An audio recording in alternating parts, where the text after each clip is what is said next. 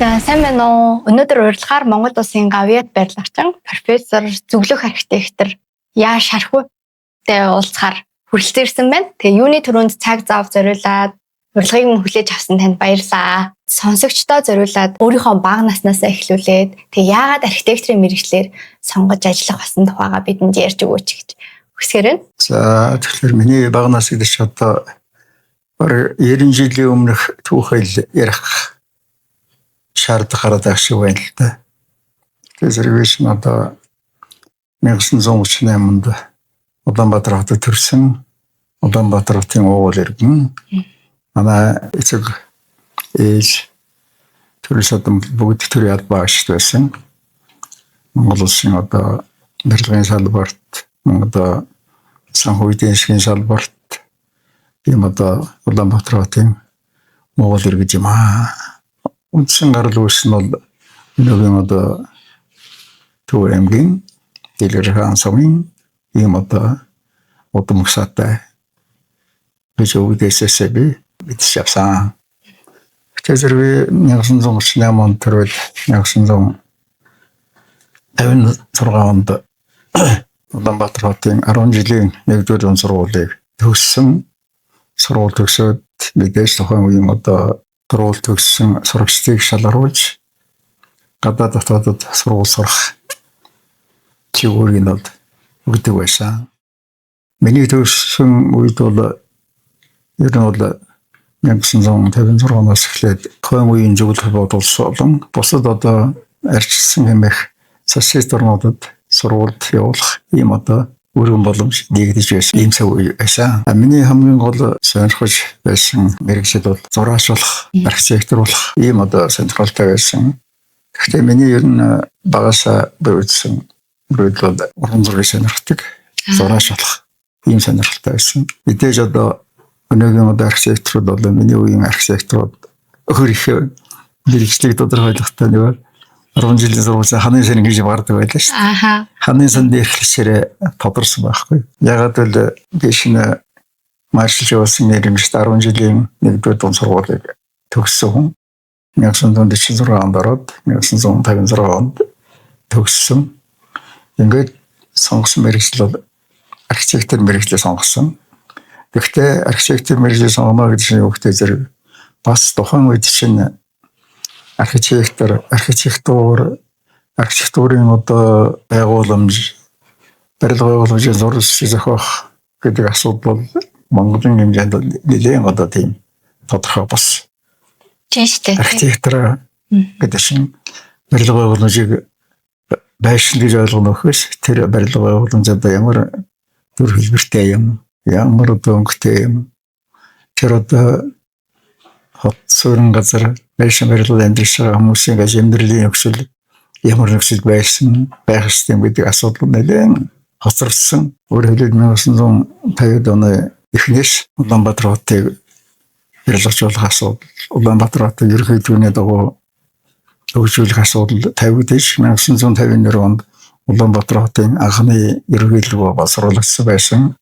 За тэр ерөнхийлөгөө бол тухайн үеийн одоо зөвлөлт холбоот улсын Ипрагор хэмээх хот байгуулалтын том хүрээлэн байдаг. Тэр хүрээлэн боловсруулсан. За тэр хүрээлэн боловсруулсан зурагчдын одоо зохиогч нь бол Навумов гэдэг архитектор. Тэр архитекторын одоо төслөөр жишээлбэл 1954 онд боловсруулахдаа 20 жилийн дараа 1974 онд Улаанбаатар хот бол 120,000 хүнтэй байх юм аа.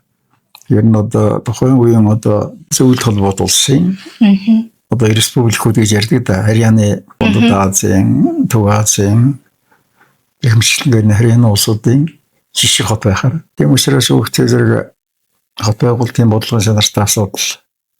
Хүн амын амьдралын одоо ирээдүйн асуудал төдийлөн одоо хөгжөөгүй байна. Хөгжөөгүй. Хотын ерөнхийлөгөөр нь ямар асуудал шийдэх хэрэгтэй юм бэ? Энэ Улаанбаатар хот гэдэг чинь цаашдаа Монгол Улсын нийслэл Улаанбаатар гэдэг хот бол дээр үеийн одоо Монголын хот байгуулалтын түүхэнд бүдийн шашны төв ийм одоо хот суурин байхаар одоо бүх одоо нөхцөл бүрдсэн байсан. өөрөөр хэлбэл хүн амын ажимбэрлийн нөхцөл байдал хүн амын одоо амьдралын одоо их шармайл өөрөөр хэлбэл өнөөдөр Улаанбаатар хот 1639 онд их суурин тавигдсан гэдэг боловч энэ бол бас түүх боломжлаараа эдгэрэгтэй асууд 1778 онд Улаанбаатар хотын төвлөрсөн түүх нь бол өөрөөр хэлбэл сэрүүн шилбийн дэнж Монголд тулай хөвөнд суурьш хэлснээс жинхэнэ Улаанбаатар хот суурьштай хот болж ирсэн бөгөөд түүнээс өмнө нүүдлийн байдалтай 120 жил одоо нүүдлэж байсан учраас хөвчлэн хөтөвтэй суурьштай хүн ам өгсөх боломжгүй. Ер нь нүүдлийн чанартай тийм одоо хотын байдлаар хөгжсөөр. Тийм учраас өөхтэй зэрэг 1778 оноос эхлээд Улаанбаатар хот тухайн үеийн одоо нийслэл хүрээ нүүх асуудал нь бол нэлээд одоо төвөгтэй болж ирсэн. Яг л хүн ам төвлөрсөн, хүн амын тоон олширсан мөн одоо нэлээд одоо хүн гурвын бодлогоор бүдийн шашны одоо олон тооны сумдон сумыг баригдаж хэлсэн мөн одоо хотын одоо хүн амын бараг талхавын томын одоо сумын одоо үндсэн иргэд болох ламнаар тэгээд одоо манайхан эднүү ярьж байсан ноёд ядууд шиг тиймэрхүү маягийн бүрдгүнтэй хасаар тоднод ядуу зүдүү байсан гэх мэтээр одоо Улаанбаатарын дүүгэнд бичлэг байсан шүү дээ. Гэхдээ өнөөдөр Улаанбаатар хотын түүхэн боломжтой хотын одоо хөгжлийн гэрээдийн бодлогын санаатай асуудал хотын одоо хөгжиж ирсэн байдлаас харахад Улаанбаатар хот бол ерөнхийдөө дэлхийн зэрэгтэй саятан хотоос барахгүй. Ер нь бол өнөөдрийн байдлаар Улаанбаатар хот бараг сая 700 мянган гаруй. Ер нь хэрэг дээр жилчин мэрэгсэд мөн хөдөлгөөнд орж байгаа иргэдийн одоо алсатаар 2 гаруй сая хүн бол Улаанбаатар хотод амьдарч байна. Гэхдээ Улаанбаатар хот хүн одоо хотын хэмжээнд биш.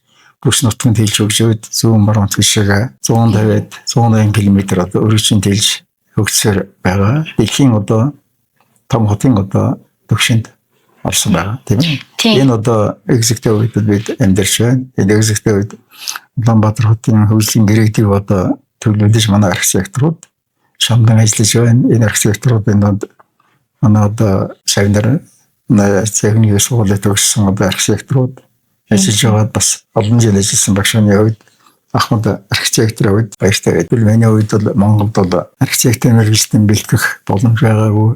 Жимсээр олцоо гадаадд сургадаг байсан.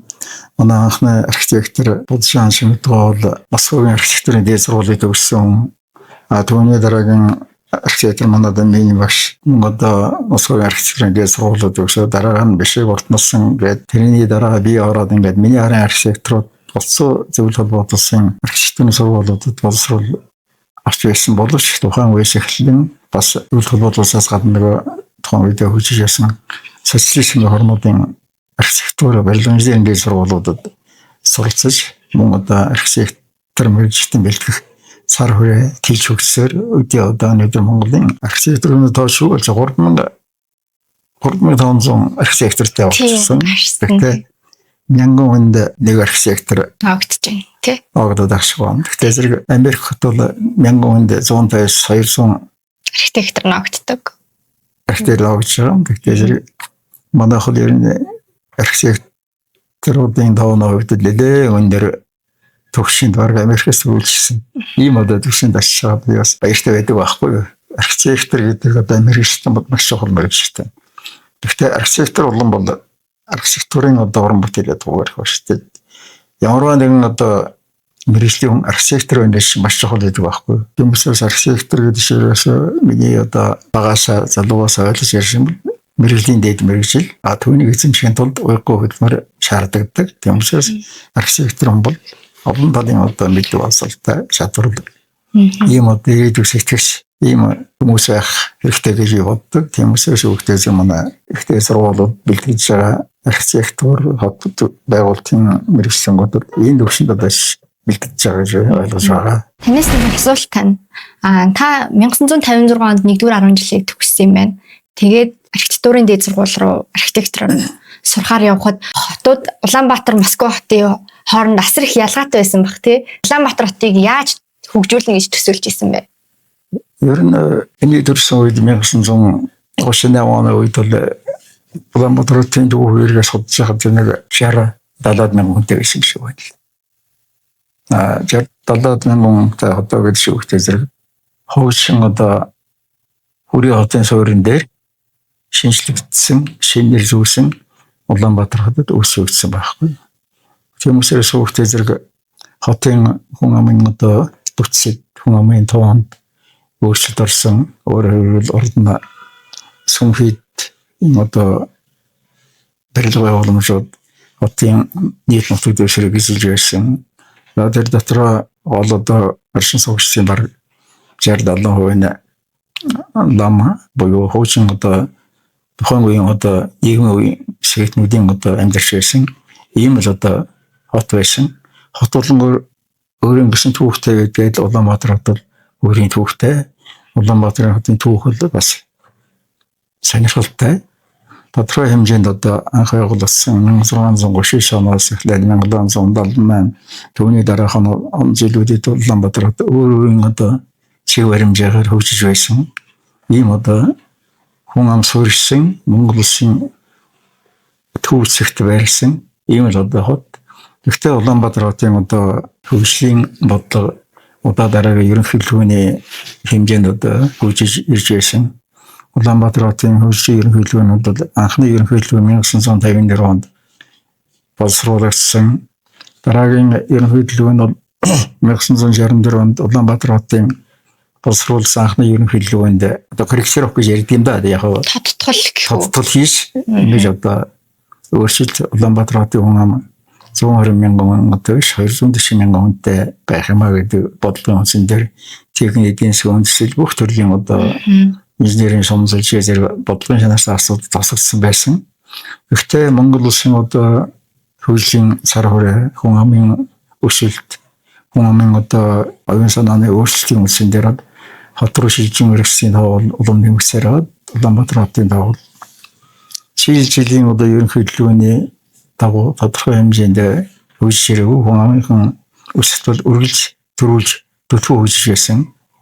Ийм шалтгаантай. Тийм учраас үндсэн гол шалтгаан юу гэдэг зэрэг бусад хот суурин газар, бусад одоо аймгийн хотууд тэр хотуудын хөгжлийн одоо дараа байдаас болоод Улаанбаатар хотын одоо хөгжлийн бодлого тэргүүлж байсан учраас хот руу ихтэй сургууль төвлөрсөн, төлбөрийн одоо албан байгууллагууд байгуулсан, хөдөлгөөний үйлчлэгийн төвд одоо баригдаж байгуулсан, хүний одоо амьдралын төгшин өөрчлөгдөж, орчин үеийн одоо хүний амьдрал шилжсэн учраас тохилго одоо орон сууцны суух, тохилго одоо инженерийн тоног хүмүүжээр хангасан барилга байгууламжид барьж байгуулах гэх мэтлэнгээр олон талын одоо өөрчлөлтүүд гарч ирсэн. Энэ Улаанбаатар хотын хөгжлийн асуудал ерөнхийдөө бол дэлхийн хотуудын хөгжлийн асуудалтай адилхан дөө. Тиймээс шүүхтээс хот байгуулалтын хөгжлийн бодлого дэлхийн нийтийн одоо бодлогын шанартай болж 1960-аад оноос Улаанбаатар хотын хүн амын төвлөрөл Улаанбаатар хотын одоо шилжин гэрээсийн тоо улмаар нэмэгдэж мөн одоо Улаанбаатар хотод аж үйлдвэрийн барилга байгууллагууд бариад байх хэвчээ сургуулиуд төвлөрөх гэх мэтчлэнгээр одоо олон талын хот байгуулалтын бодлогод хөгжилд нөлөөлдөг юм хүчин зүйлүүд гарч ирсэлтэй. Тийм учраас 1960-70 онд Улаанбаатар хотын одоо хүн ам шинтэй нэмэгдсэн барилгачдын цар хүрээ нутаг дэвшрийн тэлэлт нэлийн одоо тэлж хөгжсөн. Зөвхөн Улаанбаатар хотын нутаг дэвшир нөгөө хуучин хотынхан төвөөс хаж Төв аймгийн нутаг дэвширлөө бол өнгөж хотын одоо нутаг дэвшир тэлснээс болоод хотын одоо инженерийн байгууламж, зам тээврийн асуудал, нийтийн тээврийн асуудал бас одоо тодорхой хэмжээнд өөрчлөгдөж шин ерөнхий хэлбэр одоо дараагаар нь зохиох, түүнийг хэрэгжүүлэх үйл ажиллагаа төрийн бодлого болж явсараад үгүй өөрсөн байна. За баярлалаа. Та тэгэд нөгөө 63 оноос эхлээд нөгөө улсын барилгын зургийн институтэд ажиллаж байсан юм лээ тий. Ер нь 1956 онд архитектурын сургууль явахдаа тухайн үеийн архитектур төлөвлөлтийн газар гэж байсан. Энэ архитектур төлөвлөлтийн газар бол юу гэдэг зэрэг Улаанбаатар хотыг одоо хөгжүүлэх бодлогын чанартай асуудлыг шийдвэрлэдэг. Зурагчдын боловсруулдаг, ерөнхийлөг боловсруулдаг ийм одоо анхны байгууллага да. Энэ байгууллагыг манай архитектор Шимэдва талгаалж байсан. Шимэдва үед бол Улаанбаатар хот бол ерөнхий төлөвлөгөөтэй хөгжих, Улаанбаатар хотыг одоо хөгжүүлэх хөрөнгө оруулалтын бодлогыг одоо шийдвэрлэх, ер нь хот суурин газрын хөгжлийн бодлогын чанартай асуудал нь улс орны хөрөнгө оруулалтын одоо бодлогоор шийддэг гэдэг ийм одоо төрийн бодлого хэрэгжиж эхэлсэн.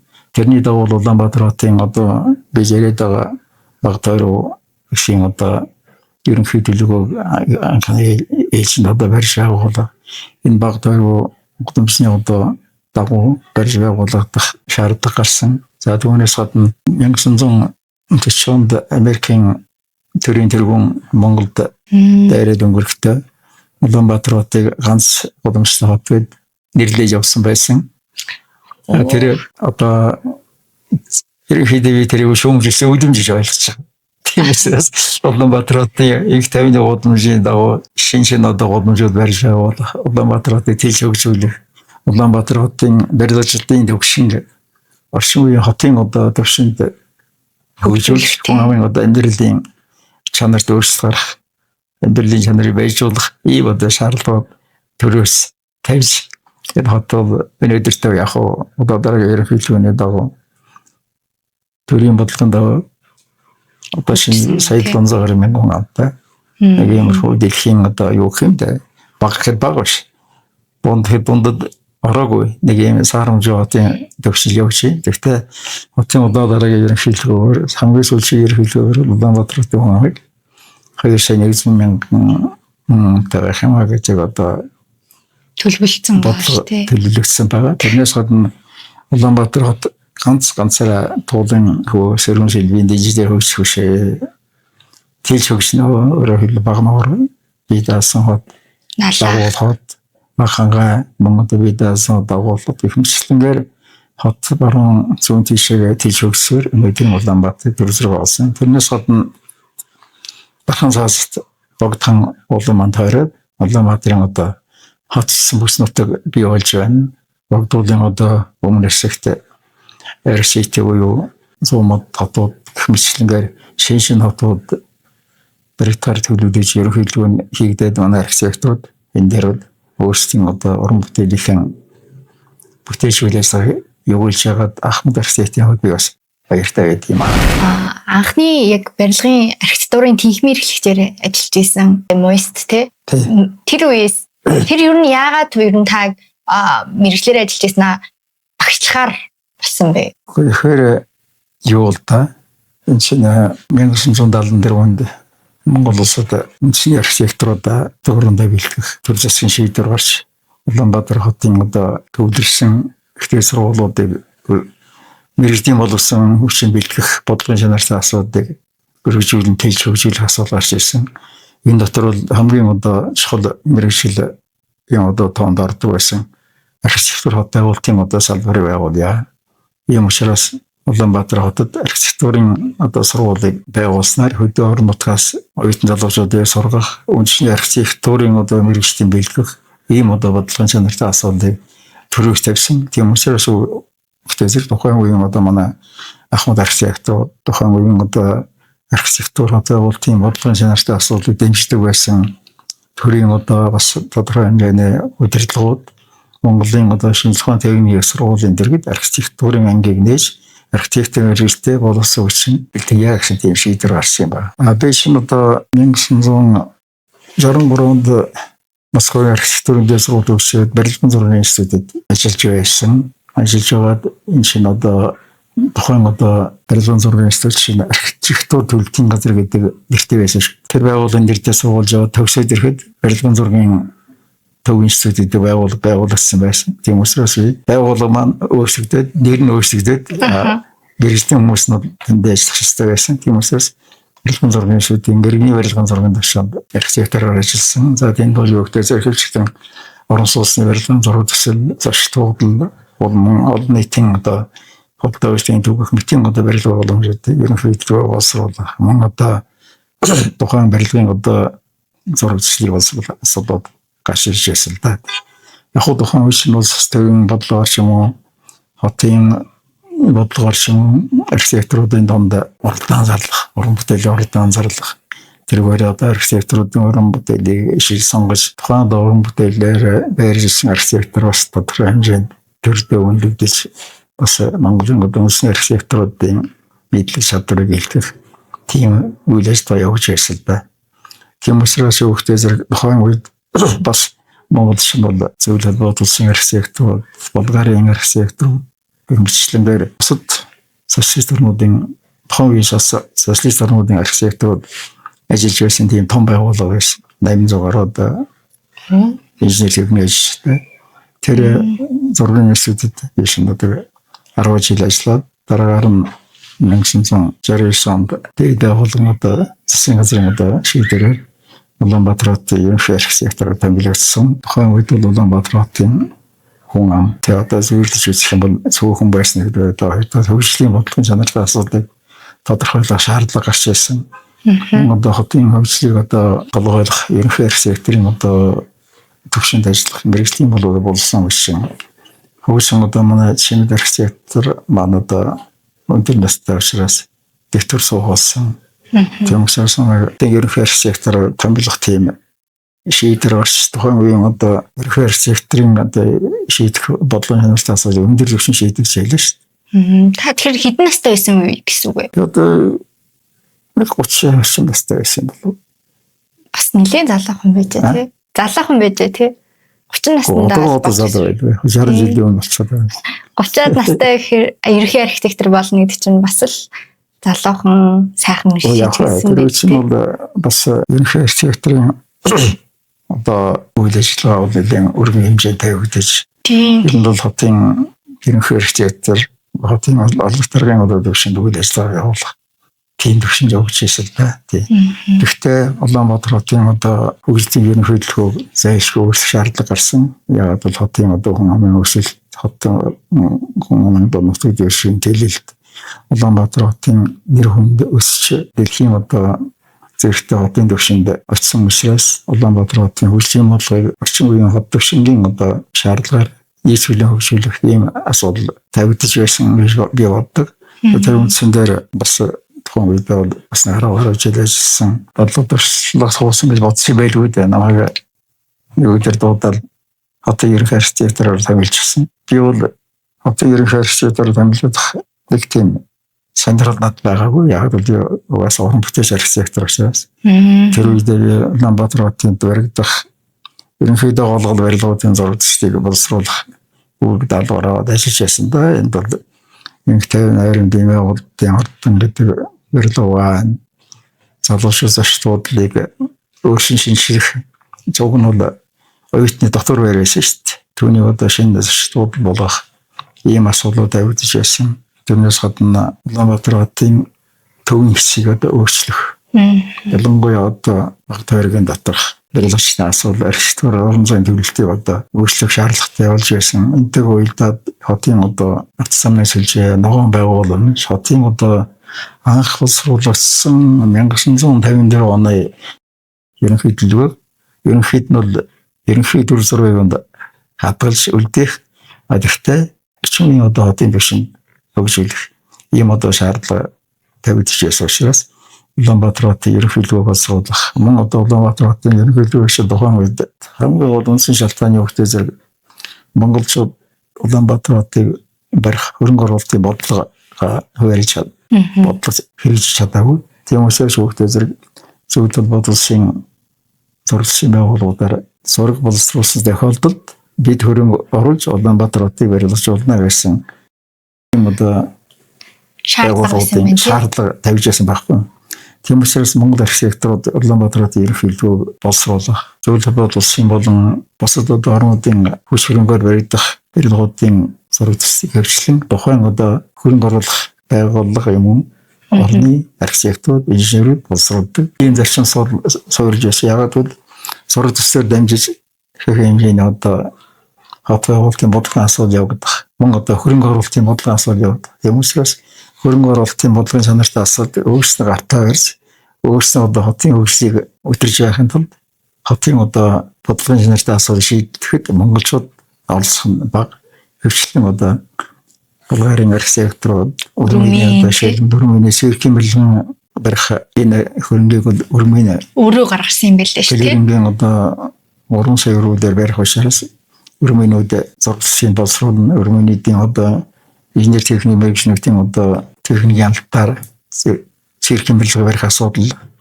тавигдж байсан. Тийм учраас өгтөө зэрэг өрмөний сэргийг анх барихтаа Монгол улсын засгийн газар, Өрмөний засгийн газрын хоорондоо хэлэлцээрт яг Бухарест хотод ямар цэвэрхгүй тийм л одоо цэвэрхээр одоо бид барина гэсэн тийм газрын хэлэлцээрт дурдсан байсан. Тэгэхээр намайг одоо цэвэрхийн барилга хариуцсан ерөнхий сектор томилсон. Тэгээд намайг одоо цэвэрхийн барилгын асуудлаар Өрмөний арх секторуудаа санал солилцох. Тэр бодлогын санаатай асуудлын Өрмөний одоо дээд байгууллагуудад танилцуулах ийм одоо шаардлага гарсан. Гэхдээ зэрэг Өрмөний Бухарест хотын цэвэрхийн барилгыг тухайн үеч манай архитекторудаас дараа нь илүү бодлогын санаатай асуудал шийддэг байлаа шүү дээ. Дараа болон очоод яг танай Бухарест хотын цэвэрхийн барилгыг Улаанбаатарт барина гэдэг гэрээ хэлцээр хийчихсэн бүх юм тавьсан байсан. Тэгээ намайг 12 дуусаад Өрмөний үж Улаанбаатарын цэвэрхэн барилгын талаар гэрээ хэлцээр байгуулах зурагсыг боловсруулах асуудлыг бол тэгээд Өрмөний архитектурын дуулалттай байвал шууд хийсэн. Монголд яг танай Бухарест хотын цэвэртэй адилхан цэвэрх барьчих юм бол танай Бухарест хотын цэвэрхийн юу алдагдана, дэр хүнд алдагдана. Тийм шүү дээ. Улаанбаатар сууж яадаг, Өрмөн сууж яадаг. Гэхдээ зэргийн чинь үндсэн одоо их хөрсөн бол Өрмөний архитектуруудын уран бүтээл. Өрмөний та нар бол дэлхийд ганцхан цэрх манах гэж ярьдаг байсан. Тэгэхээр дэлхийд ийм цэрх хоёр болчтой зэрэг танай цэрхийн дэр хүнд алдагдсан шүү дээ гэж Өрмөнүүд аюулгүй дуртай зэрэг шиг. Yes, таны хэлдэг зөв бай. Асуудлын тэр шиг тэр технологийн юуг нь бол бид үлдээ. Ганцхан хочтын одоо загварыг нь өөрчлөлт. Ерөнхий одоо архитектурын дүр зураг хэдэмэгийн өөрчлөлт гэсэн санал байсан юм. Тэгээд бид тэдэнтэй 7 хоног суугаад тэгээд нэг Өрмөний ир шагаад байсан байхгүй. Яндар юм бол дэсэн тэр. Тэгээд тэд дэсэн. Монгол гинхэн манай ээжийн өмөрсөн болохоос анзаарахгүй. За.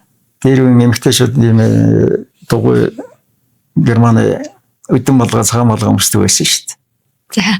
Манай одоо дээр үеийн эмэгтэйчүүд ялангуяа манай ээж Улаанбаатар хотын уугуул иргэн ийм одоо дугуй малгай өмсдөг байсан. Надад тэр санаанд ороод ирэхгүй. Төсөн Өрмөний тэр Веркова шиг архитектор Василака гэдэг бас нэг инженер хоёр тэрийг сонсоход баад 2-3 хоногийн дараа уулсан юм.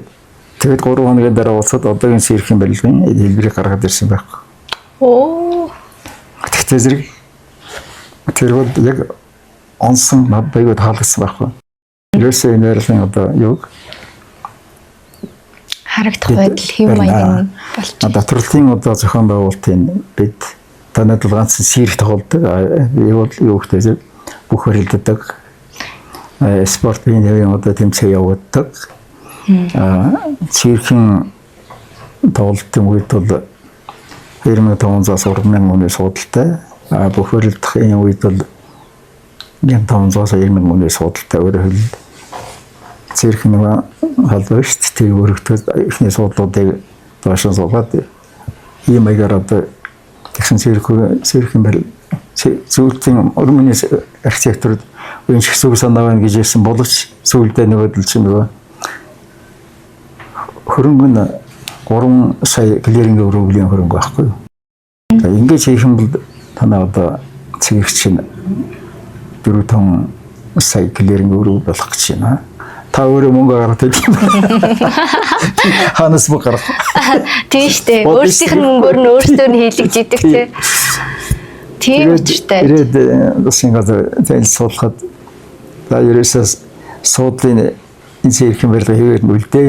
Тэр дээдлийнх нь одоо хэлбэр төрийн яг Өрмөний цэрхэн барилгатай биш эдний гаргаж ирсэн санааны дагуу одоо чиний одоо тавьсан юмны дагуу тэр үеиш одоо нарийн байлаа шүү дээ. Дээд төвшөнд одоо шийдвэрлээд зэдэн мал дарганы хэмжээнд. Тийм баха тий. Тэг шийдэж тэр том гадаадын хөрөнгө оруулалтын бодлогын санаартай асуудал яг дэш голын хөвгтэй зэрэг 3 сая клиринг өрөвлийн хөрөнгө Монгол оруулна гэхтэй зэрэг тэр өрөвлийг юун зориулах шаардлагатай байдаг юу гараас асууж шүү дээ.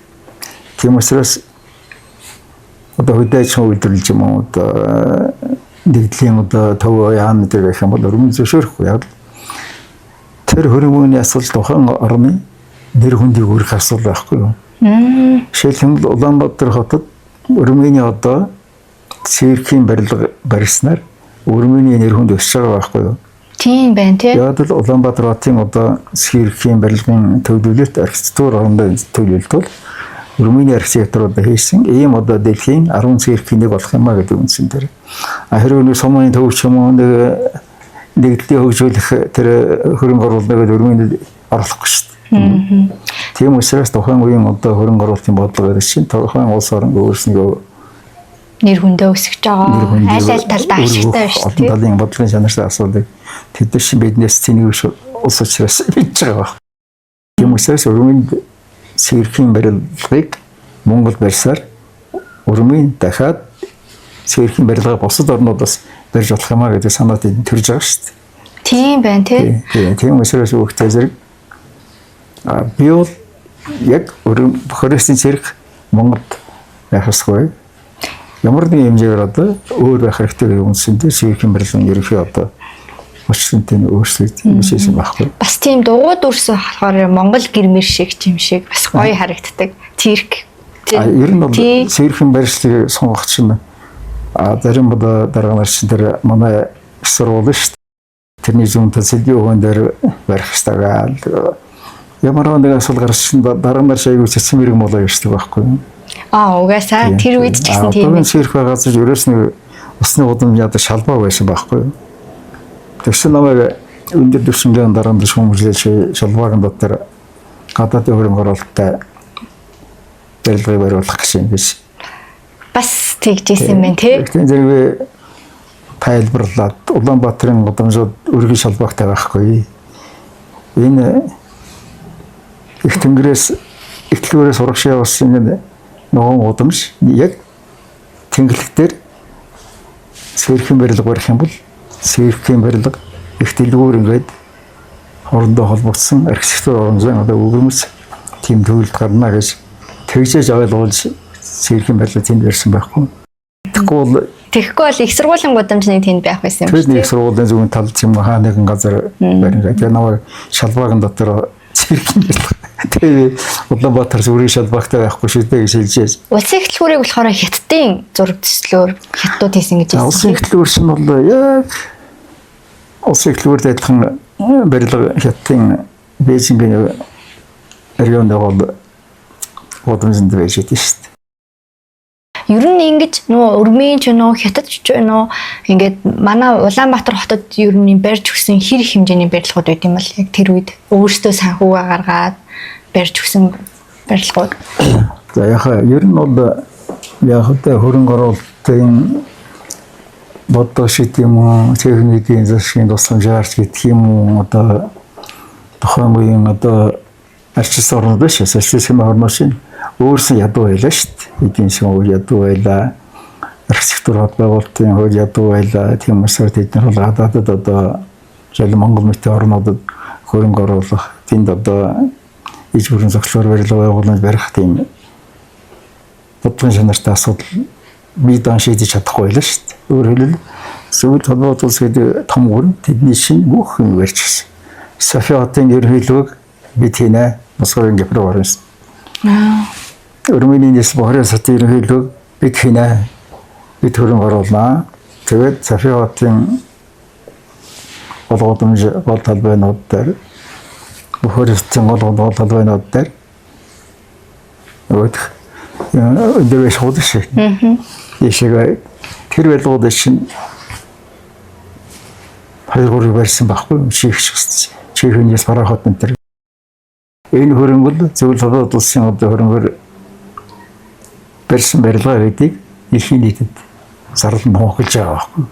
Өөрсдөө баттгаж байна шүү дээ. Өөрсдөө баттгаж социалист орнууд одоо архитектур гэдэг социалист реалист архитектур гэдэг одоо тэр одоо үжил бодлоо баттгахын тулд капиталистууд хамбар зүгээр цолгой нөхцөл өндөр барилга барьж бид ийм урлаг сайхан өндөр дэвшинд тэгээд чинь Праг хотод барьсан байгаа, Софид барьсан байгаа, Бухарест барьсан байгаа тэр одоо шийдвэшин гэсэн. Хэмжлэнгээр нөгөө хөрөнгө оруулж байгаа орнууд шинэ хот байгуулалтын бодлогод хүн намын одоо энэ зэрлийн одоо үжил бодолд нөлөөлж өөрсдийнхөө нэр хүндийг өргөдөг байхгүй. Улаанбаатарын хувьд ялах шүү дээ. Бүх юм одоо 3 4 дээр хоороолын асуудал, 5 дээр хоороолын асуудал байна. Монгол эрх сектор оролцох болохгүй. Бид өөрийнхөө одоо яваар яана. Харин тэгдэг үйсэн гэсэн тий. Хөрчлөнгээр гадаадын хөрөнгө оруулалттай тэр барилга байгууламжууд хөрчлөн тухайн орны одоо эдийн засгийн одоо шин чадал юм уу, архитектурын одоо хөгжлийн бодлогын асуудлаа суулгах тийм. Засаглалын хувьд барьж байна шүү дээ тий. Тий.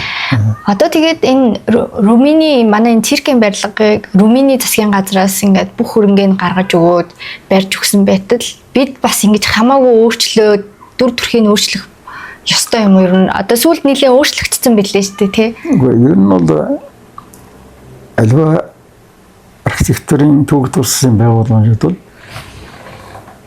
хэвээрэл байх хэрэгтэй байхгүй. Өөрөөр хэлбэл тухайн хотын төвөгтөнд шигтэгдсэн байдаг байхгүй юу? Хэдэн барьс одоо тэр барилга хийж хараад мэдэхгүй шүү дээ. Тийм шүү дээ тий. Энд дэшаа янз бүрийн юм наагаад ингээд өөрөөр хэлбэл хотын удирдлага төрөөс тавьж байгаа бодлогыг тоохгүй нэгэн итгэл тэрээс ирэх барилгын архитектур орон зайн төлөлтөөр өөрчлөлт тэнд найз янз бүрийн орц харц хийгээл шин тухайн орны архитектуруудын нэр хүндийн асуудал байхгүй. Хэзээч Румыни архитектурууд тэр цэрхэн барилга ажил багшаасан хоёр дахь нэг дахь барилга барихыг зөвшөөрөхгүй л байсан. Бухарест хотын цэрх одоо яг л хэвээр байж. Шинэ нэг нөхөр дор мэдээл одоо арахад л тэгэл өөрийнхөө бодлого биш. Иш ашигын төлөө. Тэгэл сайхан цэнхэр өнгөтэй байсан тэр төмөр металл тий. Шарангөр албатай.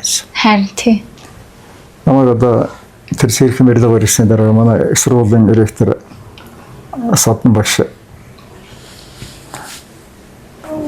Москва хотод юунд улсын юунд сууж байх физикчдийн одоо тэр хамтын нийгэмлэг байсан. Тэнд ажиллаж байгаад тэгээд Бээжинд орол суушаад Улаанбаатар хотын дэвэр Бээж Улаанбаатарын онгоц ниссэн байгаа юм л да. Тэгээд дээрээс нь харахад юм гоё байт юм уу? Тийм, дээврээр нь тэгээд надаас Москваас асууж байсан.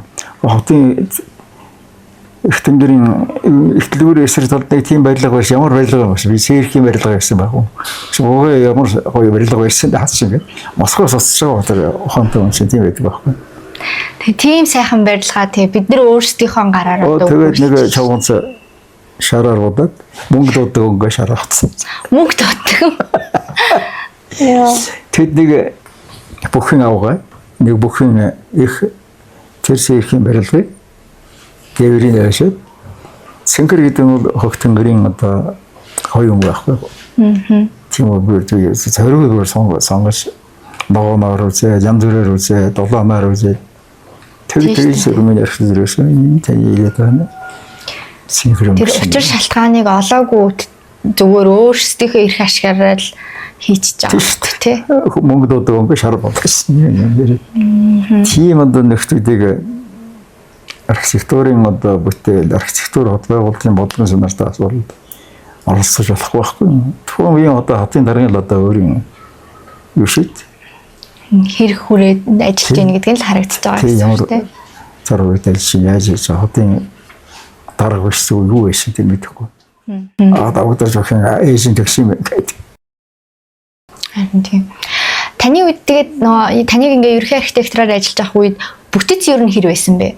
Одоо ч нь болохоор ингээд агентлагууд гээл тийм дүүргийн архитекторууд гээл маш олон бүтцтэй болчиход байгаа шүү дээ. Тэр үед ер нь бүтэц ер нь ямар байсан бэ? Ер нь намайг одоо ерөнхий архитектороор томилоход за тухайн үед одоо Болгар төрөмөнд зөвхөн толгойд улсад Югославд төвшис 10 архитектор л байсан. Монгол архитектурын хоёр нь 10 архитектор л байсан. 1974 онд Улаанбаатар хотод Шинжлэх ухааны төвийн Монгол Улсын их сургуулийн бүцэд архитектурын анги байгуулагчдаас архитектурын төвшин өгдөж тэгээд ерөөсөө жил болгон 25-аас хойш архитектуруудыг өсөж явах. Тэгээд мэдээж одоо 40 мөрөд 20 он төгсөв байсан. Тийм бас хэцүү төгсгөө. 1974 онд архитектурын хуваарлагчаар очсон. Намаа бас сургуулийн хордоо энэ хүмүүжлэг байсан. Архитектурын мэргэжлийн оюутнуудын хэтэрхий одоо 20 оюутнаас 10 төгсдөг байсан байхгүй. Тэр шалгуур үзүүлэлтээр архитектур болох авиасвайнууд тавьд. Хоёрдугаар курсээс яадаг байхгүй. Шууд тэгтэйш зэрэг ерөөсөө цаашдаа бол архитектур болохгүй. Тэр архитектур гэсэн одоо мэргэжлийг эзэмшээд тэр мэргэжлэр одоо цаашаа ажиллах тийм бодлого юм чинь өөрт нь амьдралд юу гэсэн тэрэнд бол өөр бусад салбартаа шилжээд зурсан дээр тийм үсээс юу өгдөг.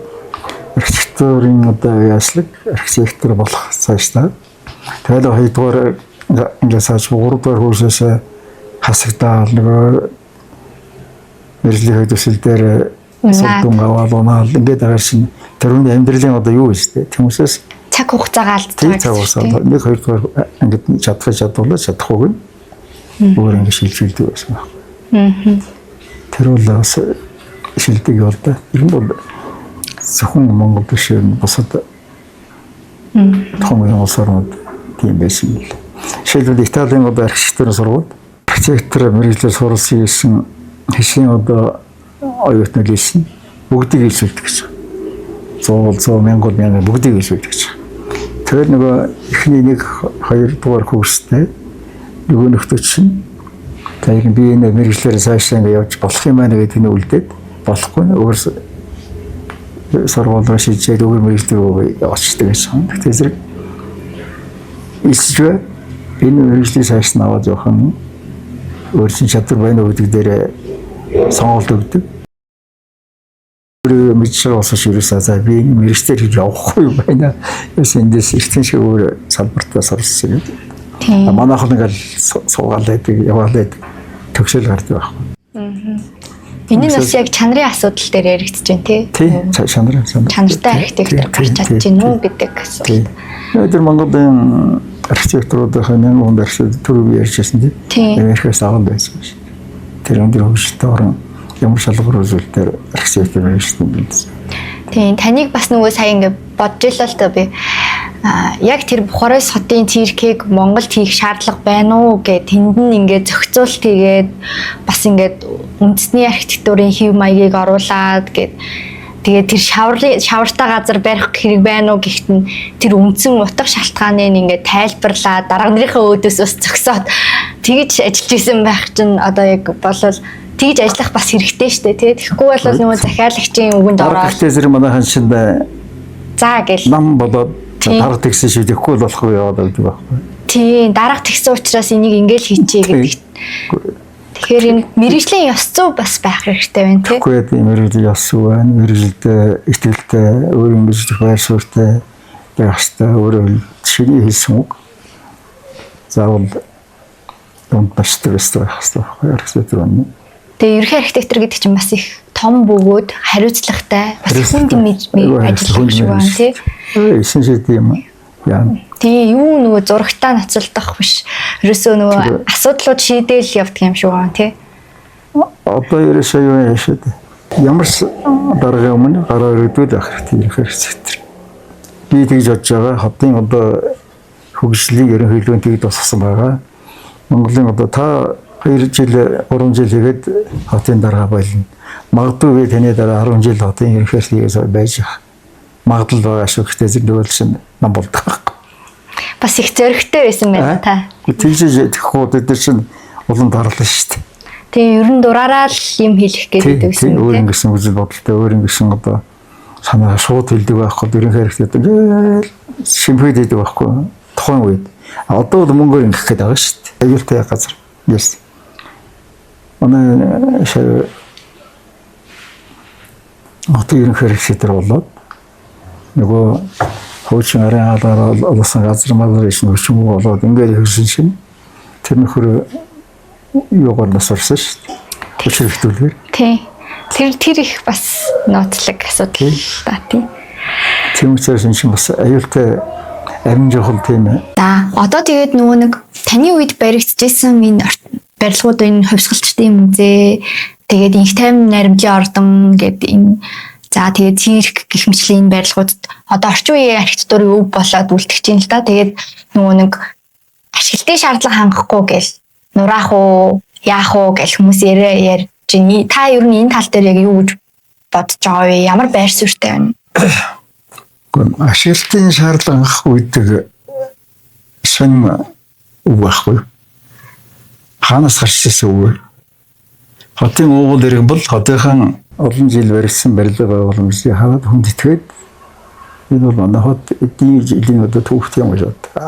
Энэ тэндээ шилж ирсэн янз бүрийн нөхдүүд бол хоёулаа ямар ч тийм архитектур хот байгуулалтын бодлогын шинжилгээ асуудлыг ойлгох хэрэгтэй байхгүй. Жишээлбэл нэгдүгээр төсвийн одоо барилгууд байна. Энэ бол Улаанбаатар хотыг биел мэжин тэр чинээс тэрээр оруулсан байхгүй. Битүүгээр оруулсан. Тэгээд 1956 онд сургууль жоход тэргээр орол донд ганцхан барилга нэгдүгээр он жил ажгүй марштын одоо барилга явна 3 дахь үед барилга. Намаа сургууль жоход. Гүр ямар ч барилга 62 онд ирэхэд Улаанбаатарын инх тайвны удамчин алидийн одоо хотын голгод болж төлөв олжсан. Түүний дагуу баригдсан барилга байгууламжууд нэгдүгээр төсвийн 50,000 энэ барилгууд чинь баригдсан хот өөрийнхөө дүр зургийг олсон байсан байхгүй юу? Нэгдээд хэрвээ тухайн үед хот барилга өөрийнхөө дүр зургийг олсон бол одоо тэр дүр зургийг эвдэхэд ахиргүй байхгүй юу? Харин тодорхой хэмжээний реконструкцийг тэрийг сайжруулах. Гэхдээ ерөнхий архитектур орон зайд үйлдэлтийн хадгалах. Гэхдээ жишээлбэл одоо баруун дөрвөн зам зүүн дөрвөн зам хүртэл инх тайвны гудамжлаг хоёул урт талынх нь одоо энэ орон зай түүхийн дурсгал байгууламжуудыг хадгалж үдээгээд яаж энийг өөрчлөлт шинжиж болох вэ гэдэг бодлогын юмстай асуудал. Тэгвэл архитектурын хот төлөвлөлтийн одоо бодлогоор шин одоо юм болж шít те. Одоо яг тэгвэл яг инх тайван уралдаан зарлах хэрэгтэй байхгүй уран бүтээлийн уралдаан. Одоо тэгээд нөгөө нэг давхрын өргөтгөлүүд байгаа шүү дээ те. Тэгээл ингээл нөгөө төв гудамж чинь баахан төв зэмүүц баригдсан. Энэ бол нэг хэсэг юу гэхээр тухайн үеийн хотын ерөнхий архитекторын бодлого асуудал. Тэр хүмүүс төвчийн төлөө хэдэн төр авчаал тэгэл тэрийг хотлоо ашиг хотын удирдлага танилцуулаад гоёдс тэр юм самбарт байж болно шүү дээ. Хотын одоо их төлөвөөс цирк багтаар хүртэл энэ дорон зайд нэгдүгээр давхрын яах вэ? Төлөвөөс баруун талын яах вэ? Тийм үү юу? Хэмжлэнгээр энэ ерөнхий одоо тэр архитектур орон зайд төлөвлөлтийн бодлогын асуудлыг их өөрчлөхгүйгээр гэхдээ шинжилсэн байдлаар яаж болно шүү дээ. Тэгэхээр тухайн үеийн одоо ерөнхий архитектор юм байсан бай. Тэрнтэй холбоотой юм шүү дээ. Тухайн үеийн ерөнхий архитектор өөрийн үжил бодолтой өөрийн одоо юм байсан бол тэгж дураараа барилгууд барихгүй өргөтгөл барихгүй байх байсан тий. Одоо тэгвэл нөгөө анхны одоо 50 он 60 онд ингээд Улаанбаатар хотод өөрийн дүр төрхөө олцсон байсан гэж штэ. Тэгэхээр буцааж яг тэр хэвэнд нь оруулахын тулд тэр өргөтгөлүүдийг засварлах, барилгаа реконструкц хийж болно штэ тий. Одоо бол ер нь бол байж болно штэ. Жишээлбэл одоо инх тайвны гудамжийг одоо бид өөрийн хуучин одоо Улаанбаатар хотын дүр зургийг санагдуулсан. Тийм одоо гудамжаа сэргэн тасварлая. Гэхдээ